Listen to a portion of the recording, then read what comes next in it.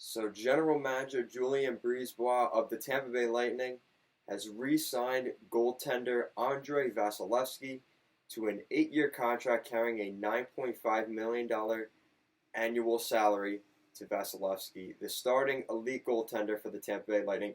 Make sure you give this video a thumbs up and a subscribe. And let's take a look at this signing for the Tampa Bay Lightning. Andrei Vasilevskiy will be returning to Tampa. He's going to be there another 9 years, pending the final year of his current contract. After this year, he will be carrying a salary cap hit of $9.5 million for almost a decade, 8 years. So Andrei Vasilevskiy locked up for the Tampa Bay Lightning.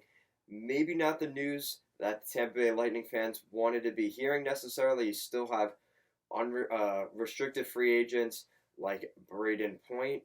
So that was kind of the big thing for the Tampa Bay Lightning. They really wanted to get him done. Nothing quite yet. It's probably going to come down to the beginning of the season into training camp. We know Braden Point wants to come back, so that helps. But there's still no contract. And now the thing is, Andrei Vasilevskiy, this is a good contract. He's 25 years old. He signs a big contract here. Last season, he had 39 wins, a .925 save percentage, winning the Vezina Trophy as the best goaltender in the NHL. Some would argue it could have been Leonard or Ben Bishop, but let's be fair. Obviously Vasilevskiy was one of the candidates for a reason. He was a pretty good goaltender. No matter how good the team around him was, he was really good. I remember a couple years back, he helped with them going to the Stanley Cup final back when Ben Bishop was injured. So he's been in Tampa Bay for a while now. He obviously gets locked up. He's there for another 8 years or 9 with the end of this coming season. Another thing to talk about, so obviously this affects the situation with Braden Point. Obviously that's around $10 million of cap space that we didn't think Tampa Bay had to begin with, but it's Tampa. They find a way to get it done.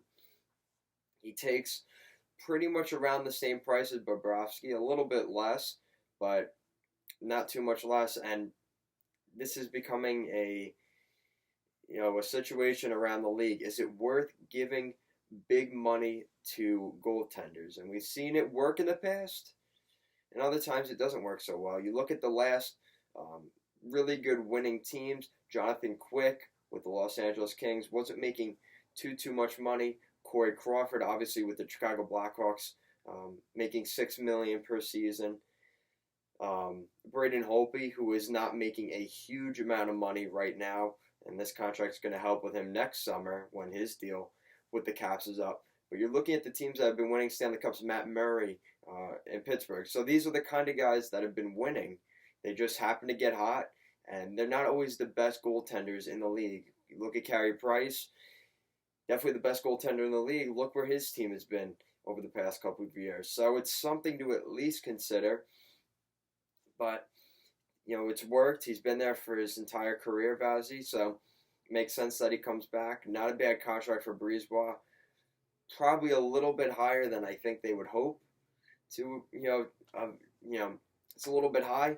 But, as we get into 2-3 years into that deal, once the new CBA comes up, I don't think it's going to be too bad of a contract for the Tampa Bay Lightning. So they're sticking with the team that they've had, a team that just got bounced in the first round by the Columbus Blue Jackets, coming off a President's Trophy, winning a ton of awards at the the NHL awards in Vegas, and not much to show for it in terms of the playoffs. So let me know what you guys think of the Tampa Bay Lightning at this point. Obviously, this will affect Braden Point's contract. At this point, he still has not signed, and you got to assume that's got to be coming up pretty soon here.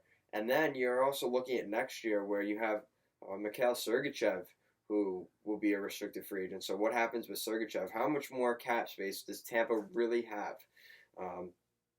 Just something to keep in mind. So let me know what you guys think of the Tampa Bay Lightning re-signing Andrei Vasilevskiy.